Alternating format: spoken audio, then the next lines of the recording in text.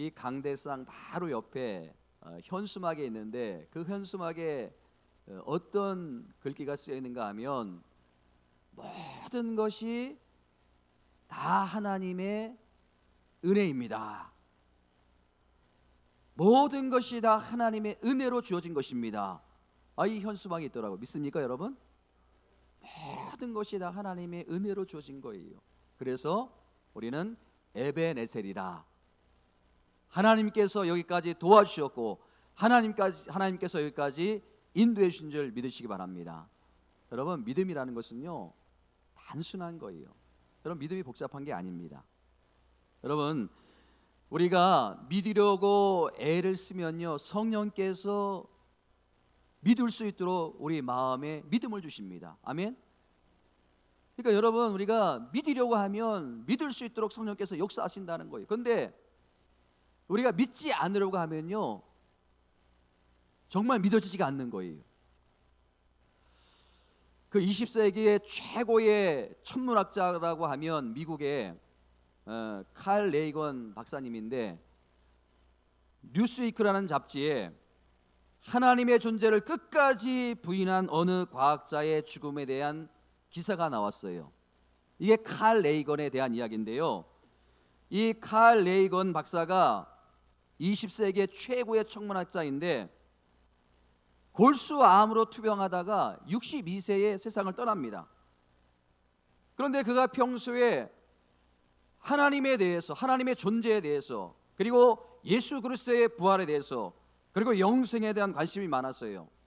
그래가지고 그가 암으로 투병할 때 많은 교회와 많은 성도가 그를 위해서 하나님, 그 칼 레이건 박사가 믿게 해주시길 원합니다. 그 사람이 믿으면 많은 사람들이 믿게 되는 것이 아닙니까? 그래가지고 얼마나 간절하게 기도했는지 몰라요. 그러나 그 칼 레이건의 기본 입장은 조금 더 변화가 없었어요. 증거가 없는 한 확실히 알 수 없는 일이요, 확실히 알 수 없는 한 믿을 수 없는 일이다. 그 입장이 조금 더 변화가 없었어요. 어느 날 그가 미국의 어느 유명한 목사님과 믿음에 대해서 이야기를 나누는데, 대화 중에 그가 너무 답답해가지고 그 목사님에게 이렇게 말했다고 합니다. 아니, 목사님같이 똑똑한 사람이 어떻게 하나님을 믿느냐고, 어떻게 하나님을 믿느냐고. 그러니까 그 천문학자가 그 목사님이 뭐라고 되물었는가 하니까, 아니, 당신같이 똑똑한 사람이 어떻게 하나님을 믿지 못하는가, 이렇게 되물었다고 합니다. 여러분, 그 천문학자는요 끝까지 믿음을 거부하고 숨을 거두었다고 합니다. 근데 그가 죽은 다음에 그 부인이 참 의미심장한 말을 했는데요, 어떤 말을 했는가 하면요, 남편은 믿음을 갖고자 한 적이 한 번도 없었다. 다만 알고자 했을 뿐이다. 여러분 보세요, 알고자 하는 사람과 믿음을 갖기를 원하는 사람이 이렇게 천지 차이가 있다는 거예요. 저는요 여러분 모두가 믿으려고 노력하는 은혜가 있길 바랍니다. 여러분들이 믿으려고 노력하면요 하나님께서 정말 성령을 통해서 믿을 수 있는 마음을 주신다는 거예요. 여러분들이 믿음을 가지고 기도하면요 반드시 하나님의 은혜의 응답이 이루어진 줄 믿습니다. 오늘 그 부분에 대해서 말씀을 드리려고 하는데요, 벌써 여러분 올해가 이제 11월 마지막 주일이 아닙니까? 이제 달력 한 장만 넘겨버리면 너무나 허무하게 2021년도 저물어 갈 텐데, 여러분 이 시점에서 한 해를 우리가 되돌아보는 시간이 꼭 필요하다고 저는 생각하는데요, 여러분 우리가 되돌아보면요 저나 여러분들이나 열심히 달려왔던 것 같아요. 올 한 해 한번 돌아보세요. 저도 그렇고요, 여러분들도 그렇고 정말 열심히 달려왔어요. 네? 그런데 흔히들 말하기를 인생은 속도의 문제가 아니라 인생은 뭐라고요? 방향의 문제라는 그 말이 진리라면, 어떤 철학자가 그 말을 한 그 말이 진리라면 인생은 속도의 문제가 아니라 인생은 방향의 문제라, 우리가 하나님 앞에서 그렇게 열심히 정말 달려왔던 그런 이 방향이 옳은 방향인지, 정말 옳은 방향인지 여러분 우리가 이 시간을 통해서 한번 점검해 볼 필요가 있다는 거예요.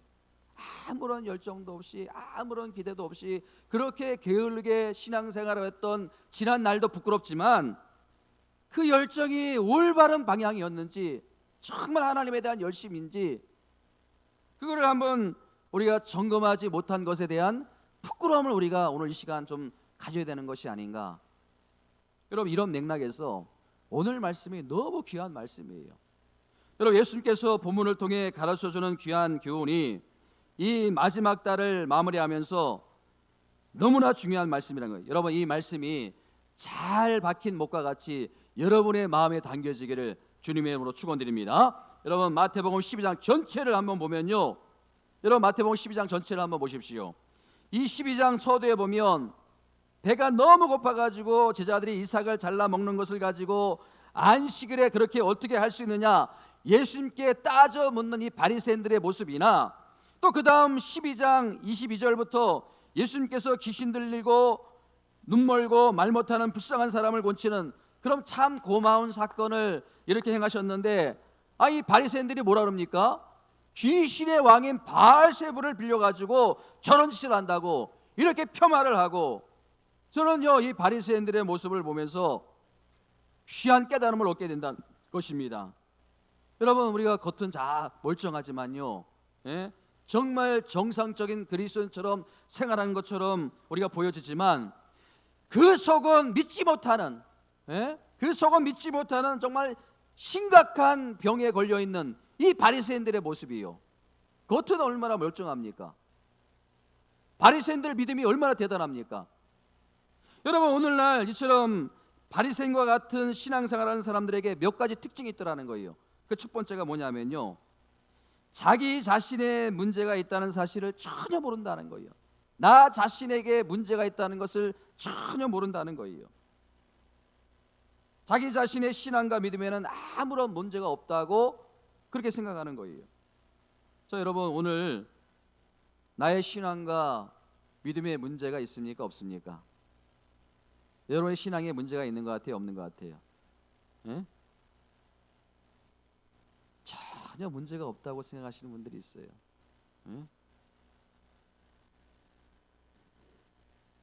여러분 보세요. 바리새인들도 전혀 문제가 없다고 생각했어요. 자신들만큼 하라는 거예요. 그런데 우리가 보기에는요 문제가 많잖아요. 그러니까 이 바리새인들은 자기들에 대해서 몰라도 너무 몰랐던 거예요. 여러분, 이런 맥락에서 본다면요, 이렇게 겉은 멀쩡한데 속에 병든 바리새인들이 나은 거예요? 아니면 비록 귀신 들리고 눈이 멀고 말 못하고 몸이 불편하지만 그 마음에 하나님의 은혜를 간절히 갈망하는 이 장애인이 더 나은 거예요? 누가 더 나은 거예요?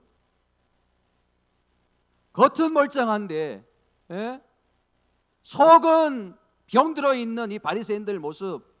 근데 겉은 말도 못하고 눈이 멀고 장애인이고 그러나 그 속은 하나님을 간절히 갈망하는 이 장애인이 더 나은 거예요.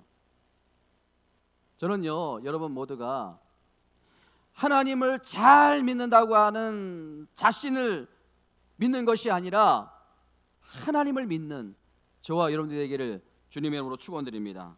여러분, 두 번째로 이런 바리새인과 같은 부류의 사람들일수록 남의 충고를 다 듣지 않는다는 거예요. 충고를 싫어한다는 거예요.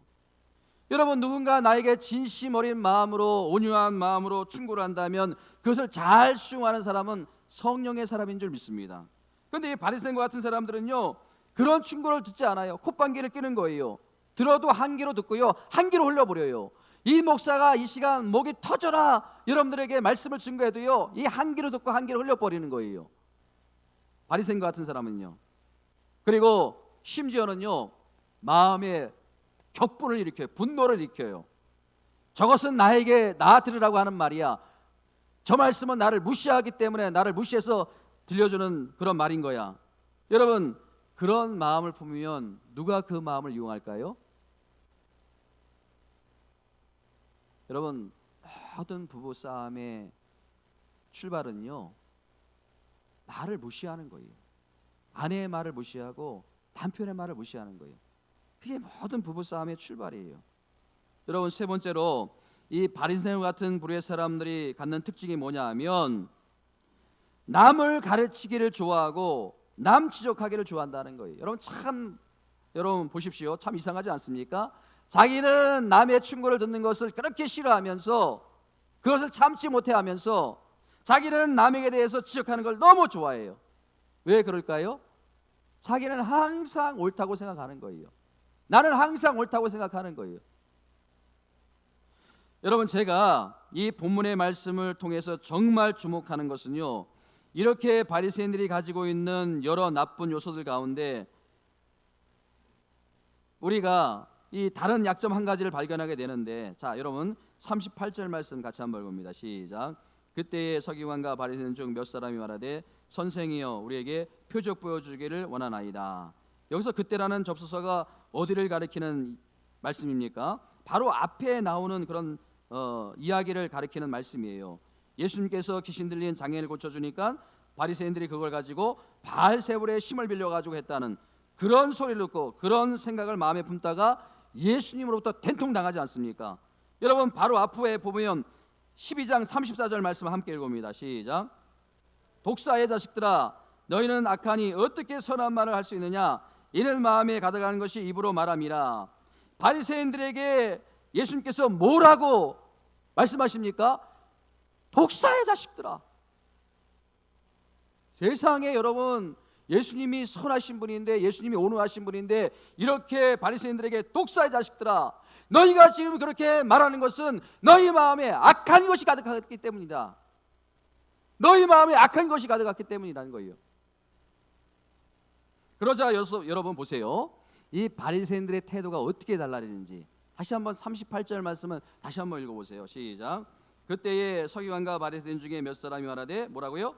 선생이여 우리에게 표적 보여주시기를 원하나이다.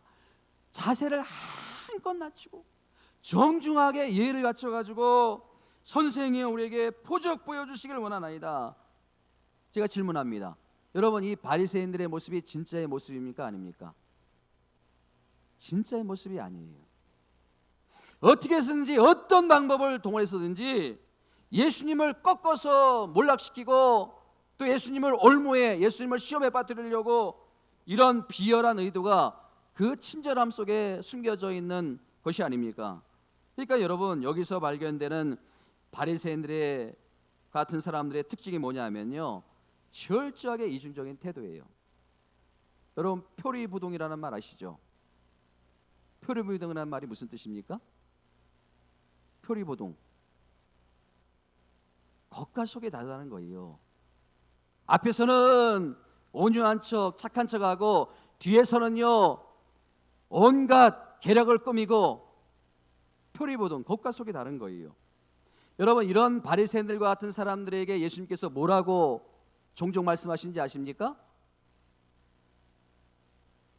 외식하는 자요.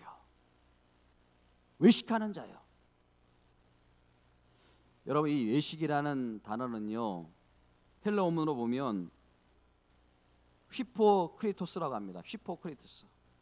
휘포크리토스가 뭐냐 하면요, 이 단어는요 연기자, 배우를 가리키는 용어예요. 여러분, 연기자나 배우의 특징이 뭡니까? 연기자나 배우의 특징이 뭐예요? 연기를 잘하는 거예요. 네? 연기를 잘하는 거예요. 여러분, 연기자나 배우는요, 이 예술인이나 스포츠인처럼 자기 캐릭터를 드러내는 사람이 아니에요. 그 대본에 있는 인물을 충실하게 묘사해서 연기를 하는 사람을 배우라고 하지 않습니까? 그래서 우리가 흔히들 말하기를 연기 잘하네, 혹은 쇼하네, 그렇게 말하지 않습니까? 그래서 여러분, 간혹 악역을 맡는 사람들이 있어요. 근데 그 악역을 맡는 사람들이 너무 잘하면요, 그 악역을 맡은 것 때문에 욕을 얻어먹는 거예요. 제가 가끔가다 이제 저희 시골 어머님하고 혹은 장모님하고 혹은 가족들하고 TV를 보다 보면요, 막 우리 어머님은 감정이입이 돼가지고요, 저 무슨 나쁜 무슨 뭐라 그러고 막 욕을 하시고 막 우리 식구들 아들 딸도 마찬가지 너무 감정이입이 돼가지고 막 여러분 그 사람들이 악역을 맡아가지고 너무 잘하면요 길거리에 걸어가다가 사람들이 보면 막 눈으로 째려본대요. 진짜 막 자기가 나쁜 짓을 한 것처럼. 여러분 참 이상한 일이 아닙니까? 그냥 연기만 했을 뿐인데 그렇게 악역을 한 사람들에게 욕을 하고 미워하고 싫어하고. 여러분 예수님께서 바리새인들을 향해서 히포크리토스 외식하는 자요라고 책망하신 이유는 그 바리새인들이 예수님 앞에서는 너무나 정중하고 너무나 예의를 갖추고 선생이여 우리에게 표적 보여 주기를 원하나이다. 이게 여러분 바리새인들의 진짜 모습이 아니라는 거예요. 여러분 진짜 그 마음은 속이고 연기하는 것을 책망하는 것이 아닙니까? 근데 여러분 중요한 것은요 바리새인들이 이렇게 음흉한 생각을 가지고 불순한 동기를 가지고 예수님께서 표적을 구하는데 예수님께서 그 불순한 바리새인들의 그 요구를 들어주십니까? 안 들어주십니까? 안 들어주십니다. 왜 안 들어주시는가? 이게 중요한 것이 아닙니까? 자, 야고보서 4장 2절과 3절 보니까 같이 한번 읽어봅니다. 시작. 너희가 욕심을 내어도 얻지 못하여 살인하며 시기하여도 능히 취하지 못함으로 다투고 싸우는도다. 너희가 얻지 못함은 구하지 아니하기 때문이다. 자, 그 다음 중요한 말씀이 나와요. 우리 그 다음 중요한 말씀 한번 같이 봅니다. 시작. 구하여도 받지 못함은 뭐라고요? 정욕으로 쓰르고 잘못 구하기 때문이라. 여러분 우리가 하나님께 구하고도 받지 못하는 이유가 뭐예요? 잘못 구하기 때문이라는 거예요. 그러니까 우리가 하나님께 기도하고 하나님께 뭔가 요구하기 위해서는 먼저 무엇을 해야 되는 거예요? 하나님의 뜻을 알아야 된다는 거예요. 우리가 말씀을 통해서 예배를 통해서 하나님의 뜻이 무엇인가, 하나님이 나에게 갖고 계신 원하신 뜻이 무엇인가, 그것을 알고 구할 때 하나님께서는 주신다는 거예요. 아멘. 여러분 그런데 이 본문 39절에서 그 바리새인들의 요구를 거절하시면서 예수님께서 아주 중요한 말씀을 하시는데 여러분 이 39절을 같이 한번 읽어봅니다. 시작. 예수께서 대답하여 이르시되 악하고 음란한 세대가 표적을 구하나 선지자 요나의 표적밖에는 보일 표적이 없느니라. 여러분 우리가 악하고 음란한 세대일수록 믿음을 구하지 않고 표적을 구한다는 거예요. 그러니까 여러분 믿음을 구하지 않고 표적을 구한다는 건 악하고 음란한 세대라는 거예요. 여러분 솔직하게 여러분들의 오늘날 모습이 구하는 그 모습이 뭡니까? 여러분들 믿음을 구합니까? 아니면 표적과 기적과 이사를 구합니까? 뭐를 구해요 여러분? 여러분 왜 예수님께서 표적을 구하는 이 바리새인들에게 악하고 음란한 세대라고 책망을 하셨을까요? 제가요 이 말씀을 붙들고 한 주 내내 묵상하는 가운데 요한복음 4장의 말씀을 읽다가 그 답을 찾았어요. 여러분 요한복음 4장 46절과 47절 말씀을 같이 한번 읽어보겠습니다. 시작. 예수께서 다시 갈릴리 가나에 이르시니 전에 물로 포도주를 만든 곳이라 왕의 신하가 있어 그 아들이 가버나움에서 병들었더니 그가 예수께서 유다로부터 갈릴리 오셨다는 것을 듣고 가서 청하되 내려오셔서 내 아들의 병을 고쳐소서 하니 그가 거의 죽게 되었습니다. 여러분 이 말씀의 배경이 어떻게 되냐 하면요 벼슬이 높은 왕의 신하가 있었는데 아들이 시름시름 앓다가 죽어가는 거예요. 여러분 사랑하는 아들이 병들었으니까 그것을 고쳐보려고 얼마나 그 아버지가 애를 썼겠습니까? 백방으로 노력을 해보지 않았겠습니까? 용하다는 의사, 좋다는 약 다 써보았지만 아무 효험이 없는 거예요. 지금 꺼져가는 촛불처럼 죽어가고 있는 거예요. 너무 다급했는데 소문을 듣게 된 거예요. 예수님이라는 계시는데 그 예수님이 모든 병은 다 고쳐주신다는 그 소문을 듣게 돼가지고 득달같이 예수님께로 달려왔어요. 여러분 그 심정을 충분히 이해할 수 있지 않겠습니까? 여러분 그가 살고 있는 이 가버나움이라는 곳에서 예수님께서 계시는 갈릴리까지 약 100리라고 합니다. 100리. 여러분 100리면 몇 킬로미터예요?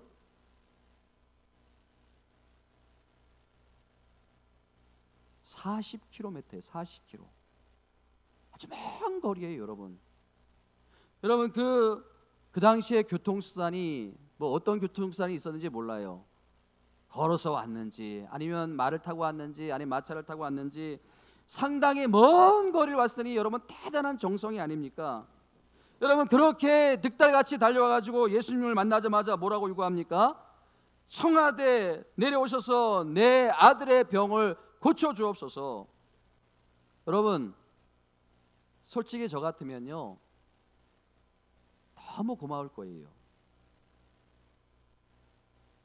다른 데 찾아가지 않고 나의 도움을 청하기 위해서 그 먼 거리를 달려와가지고 내가 치료할 것을 믿고 다른 데 가지 않고 나를 찾아왔으니 얼마나 마음이 기쁘고 좋습니까?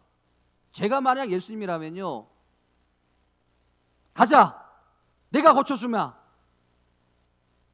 그렇게 했을 텐데 우리 예수님은요 이해가 안 되는 반응을 보이세요. 자 여러분 요한복음 4장 48절에 보니까 자 뭐라고 기록되는지 함께 같이 읽어보겠습니다. 시작. 예수께서 이르시되 너희는 표적과 기사를 보지 못하면 도무지 믿지 아니하니라.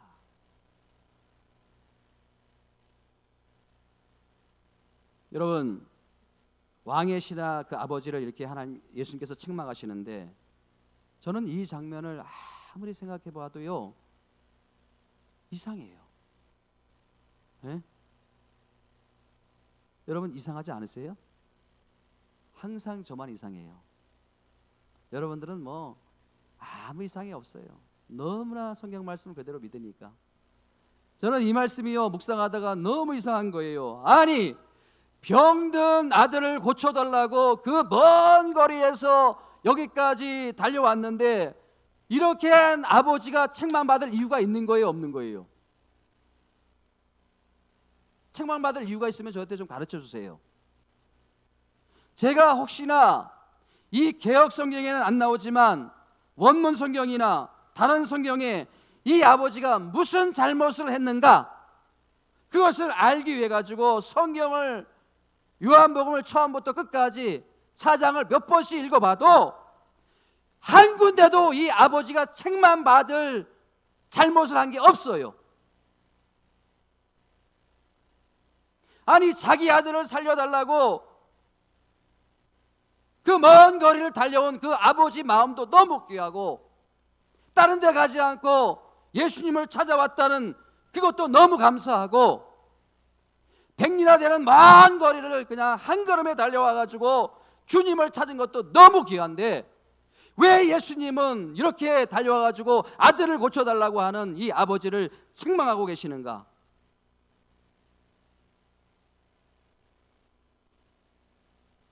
왜 꾸짖으시는가? 예수님께서 그 왕의 신하 아버지를 그렇게 책망하실 이유가 뭔가? 여러분 성경을 읽을 때는요 그냥 읽으시면 안 돼요. 한번 여러분 역추적을 해보세요. 여러분 예수님은 실수가 있는 분이세요? 없는 분이세요? 실수가 없는 예수님은 실언을 하시는 분이에요? 실언하지 않는 분이세요? 여러분 예수님은 우리처럼 겉과 속이 다른 분이세요? 같은 분이세요? 알기는 잘 알아요. 여러분 예수님의 책망이 옳다는 전제하에 내가 이것을 역추적을 해봤습니다. 그러다가 제가 너무 귀한 교훈을 한 가지 깨닫게 되었어요. 이 왕의 신하에게 보이지 않는 결정적인 결함이 있더라는 거예요. 그게 뭘까요? 여러분 이 왕의 신하 입장에서 지금 죽어가는 아들을 살려내겠다는 그 절박한 마음이 너무 큰 나머지 그 병을 고쳐주시는 사람이 누군가에 대해서 전혀 관심이 없었다는 거예요. 이게 이 왕의 신하가 갖고 있는 결정적인 결함이었어요. 치명적인 실수였어요. 치명적인 잘못이었어요. 여러분 하나님의 아들이건 귀신의 왕인 바알세부를 힘입어서 치료하건 무당이든 무슨 주술가든 용화모든 그게 상관이 없는 거예요. 이 아버지에게는 이 아들이 고쳐주기만 하면 되는 거예요. 이 아들의 병이 치료되기만 하면 되는 거예요. 아무 상관이, 이 예수님이 어떤 분이신가는 자기에게 아무 상관이 없는 거예요. 그러니까 여러분, 예수님께서 이 부분을 지금 책망하고 지적하고 계시는 거예요. 예? 내 아들의 병이 고쳐지는 것보다, 그것도 중요하지만 더 중요한 것은 뭐예요? 네가 믿음을 갖는 거라는 거예요. 그러니까 여러분, 표적을 먼저 구하는 것이 아니라 믿음을 먼저 구하라는 거예요. 여러분, 예수님이 그 왕의 신하의 간절한 요청을 냉철하게 거절하십니다. 그리고 그 신하에게 도저히 이해가 안 되는 그런 이상한 말씀을 하세요. 뭐라고 말씀하신가 하면, 돌아가라, 내 아들이 나았다. 자, 여러분, 이 말씀이 어떻게 마무리되는지, 자, 요한복음 4장 50절 말씀 큰 소리로 함께 읽어보겠습니다. 시작. 예수께서 이르시되 가라, 내 아들이 나았다, 살아있다 하시니 그 사람이 예수께서 하신 말씀을 믿고 나가더니. 여러분 보세요. 그 사람이, 그 왕의 신하가, 그 병든 그 아버지가 예수께서 하신 말씀을 믿고 나가더니, 말씀을 믿고 나가더니. 사랑하는 성도 여러분, 우리 예수님께서 우리 모두에게 원하신 것은 딱 하나예요. 우리의 믿음입니다. 아멘. 우리의 믿음입니다. 하나님에 대한 믿음, 예수님에 대한 믿음. 그러니까 여러분, 우리가 하나님에 대한 믿음을 가지고, 예수님에 대한 믿음을 가지고 신앙생활하면 표적, 기사, 이적 부수적으로 따라오는 거예요. 네? 이 왕의 신하가 예수님께서 하신 말씀을 믿고 나갔더니 어떻게 되었는가? 자, 4장 51절 말씀 다 함께 봅니다. 시작. 내려가는 길에서 그 종들이 오다가 만나서 아이가 살아있다 하거늘. 아이가 살아있다 하거늘. 여러분, 이 아들이 어떤 병에 걸려 있는지 잘 몰라요. 그러나 불치의 병이 걸려 있었다는 것은 모든 성경학자들의 공통적인 의견이에요. 그런데 이 아버지가 예수님의 말씀을 믿고 나아가더니 아이가 살아있다. 여러분, 이 말씀 속에서 우리가 깨닫게 되는 것은 뭐가 먼저라는 거예요? 믿음이 먼저라는 거예요. 우리 하나님은요, 그 무엇보다도요, 우리의 믿음을 기뻐하신 줄 믿습니다. 여러분, 우리가 잘 아는 말씀 11서 6장 말씀이 그 말씀을 우리가 증거하고 있지 않습니까? 우리 큰 소리로 함께 읽어봅니다. 시작. 믿음이 없이는 하나님을 기쁘시게 하지 못하나니 하나님께 나아가는 자는 반드시 그가 하신 것과 또한 자기를 찾는 자들에게 상 주시는 이심을 믿어야 할지니라. 여러분, 이 말씀을 한번 보세요. 믿음이 없이는 하나님을 기쁘시게 하지 못하나니, 믿음이 없이는 하나님을 기쁘시게 하지 못하나니. 저는 이 말씀을 수백 번 외우고 묵상하고, 여러분, 이 말씀의 정확한 해석이 뭐냐면 하나님께서 기뻐하시는 것은 우리의 믿음이라는 거예요.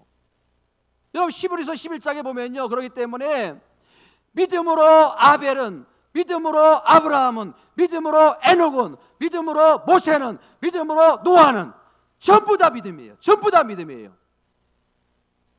믿음으로. 사랑하는 성도 여러분, 예배를 드릴 때도요, 믿음으로 예배 드리시기 바랍니다. 기도를 드릴 때도 믿음으로 드리시길 바랍니다. 하나님 앞에 어떤 것을 드릴 때도 믿음으로 먼저 드리시길 바랍니다. 그 다음엔 누구의 시간이에요? 우리의 시간이 아니에요. 그 다음은 하나님의 시간이에요. 그 다음에 하나님이 책임져 주시는 거예요. 아멘. 여러분, 그렇기 때문에 표적을 먼저 구하는 것이 아니라, 어떤 응답을 먼저 바라보는 것이 아니라, 우리가 먼저 구해야 될 것은 우리의 믿음이라는 것입니다. 아멘. 오늘 시간 여러분의 믿음이 회복되어지기를 주님의 이름으로 축원드립니다. 여러분, 이 말씀이 분명하게 우리가 증거되는 것이 요한복음 20장 30절과 31절 말씀, 표적을 주시는 이유에 대해 분명히 설명합니다. 여러분들에게 응답을 주시는 이유에 대해서, 여러분들에게 기적을 주시는 이유에 대해서 분명히 말씀하십니다. 우리 같이 한번 30절 말씀 같이 한번 읽어봅니다. 시작. 예수께서 제들 앞에서 이 책에 기록되지 아니한 다른 표적도 많이 행하였으나, 이 표적만 행하신 게 아니에요. 많은 표적을 행하셨다는 거예요. 그 이유가 뭐냐? 자, 31절 말씀 시작. 오직 이것을 기록함은, 잘 들어보세요. 시작. 너희로 예수께서 하나님의 아들 그리스도임을 믿게 하려 함이요 또 너희로 믿고 그 이름을 힘입어 생명을 얻게 하려 하심이라. 너희로 믿고 그 이름을 힘입어 생명을 얻게 하려 하심이라. 여러분, 이게 최종의 목적이에요. 여러분들에게 응답하고 여러분들에게 표적을 보여주고 여러분들에게 기적을 행하시는 하나님의 최종적인 목적이 바로 이거라는 거예요. 예? 여러분, 표적을 행하시는 이유는 딱 하나예요. 이 땅에 오신 예수가 예수 그리스도이심을 증명해 보여주는 것이 표적이고요, 또 예수가 하나님의 아들 되심을 선포하는 것이 표적이에요. 여러분, 응답받지 않습니까? 아멘? 여러분 삶에 기적이 있지 않습니까? 그게 뭐예요? 예수 그리스도를 믿으라는 거예요. 예수 그리스도가 하나님의 아들이심을 믿으라는 거예요. 그리고 여러분들이 뭐 해야 되는 거예요? 복음의 증거자가 되라는 거예요. 여러분 보세요. 우리 예수님께서 우리에게 얼마나 많은 표적을 행하셨습니까? 여러분 믿습니까? 근데 여러분, 죽은 나사로를 살렸어요. 근데 여러분, 죽은 나사로가 영원히 살았을까요? 죽었을까요? 몇십 년 살다가 죽었지요. 여러분, 그 눈 먼 사람 예수님께서 흙을 바르고 침을 바르고 고쳐줬어요. 영원히 눈 뜨고 살았을까요? 눈 깜빡깜빡 몇 번 하다가 몇십 년에 죽었어요. 표적이라는 건 그런 거예요. 기적이라는 건 그런 거예요. 영원하지 않는 거예요. 여러분, 우리가 우리에게 행하시는 이 표적과 이 기적의 본질을 알아야 되는 거예요. 병 고치는 자체가 중요한 것이 아니라 그 일을 통해서 예수님이 예수 그리스도라는 것을 선포하는 거예요. 예? 그리고 그 일을 통해서 복음의 증거되는 거예요. 여러분, 이런 맥락에서 우리의 신앙생활이 좀 본질에서 벗어나지 않으면 좋겠어요. 저는 여러분들이 표적만 구하고 응답만 구하는 초보적인 신앙인이 아니라 주님의 은혜와 사랑을 구하는 그런 믿음의 사람들이 다 되시기를 주님의 이름으로 축원드립니다. 여러분, 예수님께서 이렇게 불순한 동기로 표적을 구하는 바리새인들에게 응수하지 않으시고, 자, 본문 39절과 40절 말씀에 이렇게 말씀하십니다. 39절과 40절 말씀 다시 한번 읽어보겠습니다. 시작. 예수께서 대답하여 이르시되 악하고 음란한 세대가 표적을 구하나 선지자 요나의 표적밖에는 보일 표적이 없느니라. 요나가 밤낮 사흘 동안 큰 물고기 뱃속에 있던 것 같이 인자도 밤낮 사흘 동안 땅속에 있느니라. 사랑하는 성도 여러분, 우리 예수님이 어떤 분이신가요? 우리 예수님이 어떤 분이신가요? 전능하신 하나님의 아들이신 줄 믿습니다. 그렇다면요, 여러분, 우리의 생각으로는 얼마든지 예수님 자신이 타락한 인간들이 구하는 그 표적을 행하심으로 말미암아 때깔 좋게 보일 수 있어요. 소위 말하면요, 슈퍼맨처럼 빨간 망토를 두르시고 정말 시원하게 본때 한번 보여주시기 위해서 얼마든지 표적을 행할 수 있는 분이 우리 예수님이 아니십니까? 근데 우리 예수님은요, 그렇게 하지 않으셨어요. 끝까지 그렇게 하지 않으셨어요. 왜 그랬을까요? 여러분, 예수님은 온갖 조롱과 멸시와 총대를 수모를 다 당하셨어요. 그리고 오늘 이 본문에 나오는 요나처럼 십자가에 달리셨고, 그 십자가에 달리시면서 침묵하시면서 너무나 초라하게 십자가의 죽음을 맞이하셨어요. 왜 그렇게 하셨어요? 이유는 딱 한 가지예요. 우리를 구원하시기 위해서, 우리를 자녀 삼아 주시기 위해서. 여러분, 예수님께서 오늘날 우리에게, 여러분들에게 오늘 이 말씀을 하시는 거예요. 나는 너를 구원하기 위해서, 자녀 삼기 위해서 십자가를 졌다. 그렇다면 너도 나를 이용의 대상으로 생각하지 말고, 나를 표적을 구하는 대상으로 생각하지 말고 좀 인격적으로 나를 대우해달라. 사랑하는 성도 여러분, 오늘 이 예배 우리 예수님을 만나러 오신 줄 믿습니다. 여러분들은 이 목사를 바라보면서 예배하는 것이 아니라 이 자리에 함께 하시는 예수님을 바라보며 예배하시길 바랍니다. 그래서 예수님께서 여러분들에게 마음하시는 거예요. 내 마음을 좀 달라. 내 마음을 좀 달라는 거예요. 제가요 새벽 4시에 눈이 떴거든요. 저는요 주일 되면요 잠이 안 와요.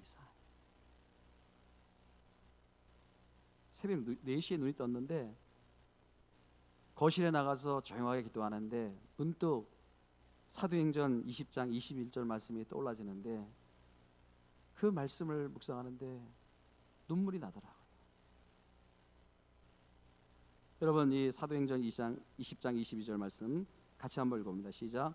보라 이제 나는 성령에 매여 예루살렘으로 가는데 거기서 무슨 일을 당할지 알지 못하노라. 뭐에 매여? 뭐에 매여? 표적에 매여? 아니에요. 성령에 매여.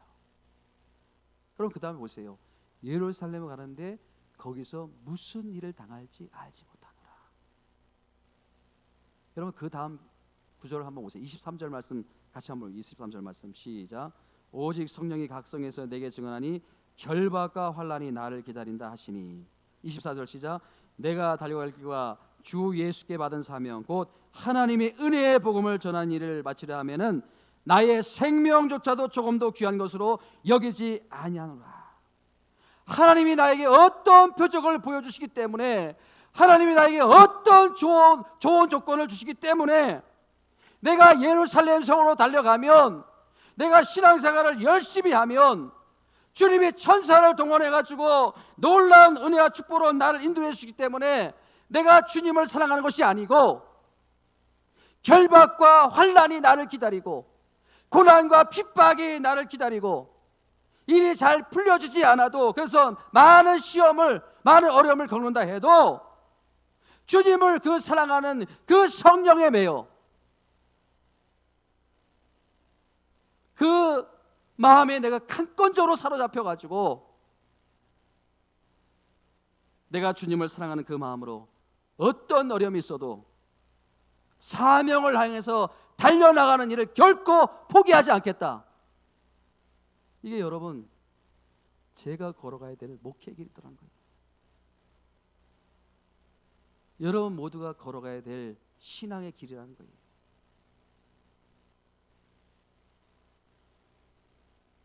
그래서 눈물이 나는 거예요. 지금까지 여기까지 목회하는 것도 참 힘들었는데 앞으로 내가 남은 목회를 어떻게 할까? 정말 이 사도 바울의 심정으로는 갈 수 있는가? 사랑하는 성도 여러분, 2021년 한 해를 마감하면서 나의 신앙생활이 그 서두에서 언급했던 것처럼 그 바리새인들의 이중적인 신앙의 모습이 나의 모습은 아닌가? 겉은 뻔뻔해요. 겉은 주일날이면요 다 성경책 들고 교회로 나와요. 그런데 그 속은요 표적만 구하고 있는, 정말 내 삶의 어려운 문제만 해결하려고 하는 그런 병든 신앙의 모습은 아닌지. 그리고 또 이 왕의 신하처럼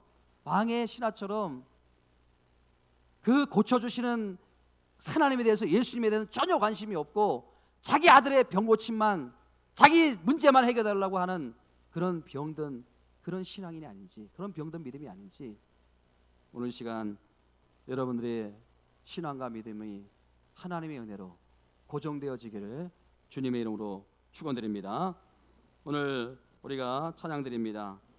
이 바울이 그 환난과 핍박이 기다리는 그 예루살렘으로 올라가면서 주님을 사랑하는 그 사랑에 마음이 메어가지고 눈물로 찬양을 부렸던 찬양이 뭘까? 새벽에 가만히 생각해 보니까 주님 다시 오실 때까지 그 찬양을 부르면서 환난과 핍박에 기다리는 그 예루살렘으로 뚜벅뚜벅 한 걸음씩 걸어간 게 이 사도 바울이 아닐까? 그런 마음으로 우리가 함께 찬양 부르고 우리가 함께 오늘 시간 간절한 마음으로 하나님께 기도하기로 합니다. 주님 다시 오실 때까지.